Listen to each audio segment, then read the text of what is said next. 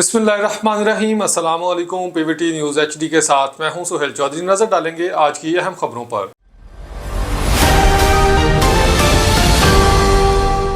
افغانستان نے پاکستان کے بعد بھارت، ایران اور وسطی ایشیا سے تجارتی روابط بڑھا لیے۔ اسلام آباد سے ذرائع کے مطابق افغانستان اور پاکستان کے درمیان حالیہ کشیدگی اور سرحدی بندشوں کے نتیجہ میں طالبان حکومت نے اپنی تجارت کا بڑا حصہ پاکستان سے ہٹا کر ایران، بھارت اور وسطی ایشیائی ممالک کی جانب منتقل کرنا شروع کر دیا ہے۔ افغان وزارت تجارت کے ترجمان عبدالسلام جواد احمد زادہ کے مطابق گزشتہ 6 ماہ میں ایران کے ساتھ افغانستان کی تجارت 6.1 ارب ڈالر تک پہنچ گئی ہے، جبکہ پاکستان کے ساتھ یہ حجم صرف 1.1 ارب ڈالر رہا۔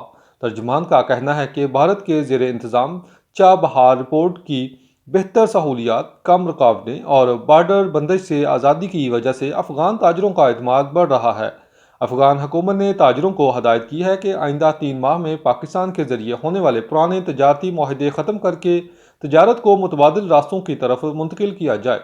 افغان نائب وزیر اعظم برائے اقتصادی امور ملا عبدالغنی برادر نے حکام کو پاکستانی ادویات کی کلیئرنس روکنے کی بھی ہدایت کی ہے۔ ان کے مطابق پاکستان ادویات کا معیار بھارتی مصنوعات کے مقابلے کم ہے۔ رپورٹس کے مطابق ایران نے افغان تجارت کو متوجہ کرنے کے لیے متعدد مراعات فراہم کی ہیں، جن میں پورٹ ٹیرف میں 30% رعایت، اسٹوریج فیس میں 75% کمی، ڈاکنگ چارجز میں 55% کمی اور جدید آلات و ایکس رے اسکینرز کی تنصیب شامل ہے۔ افغانستان نے ساتھ ہی ترکمانستان، ازبکستان اور تاجکستان کے راستوں سے بھی تجارت میں اضافہ کر دیا ہے۔ وزیر دفاع خواجہ آصف کا کہنا ہے کہ افغانستان کا کسی بھی پورٹ کے ذریعے تجارت کرنا اس کا حق ہے اور اس سے پاکستان کو کوئی بڑا معاشی نقصان نہیں ہوگا۔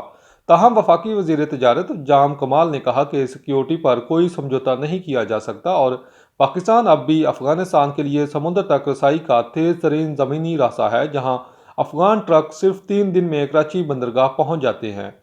پاکستانی حکام کے مطابق بارڈر کے عارضی بندشوں کا مقصد دہشت گرد عناصر کی نقل و حرکت کو روکنا ہے۔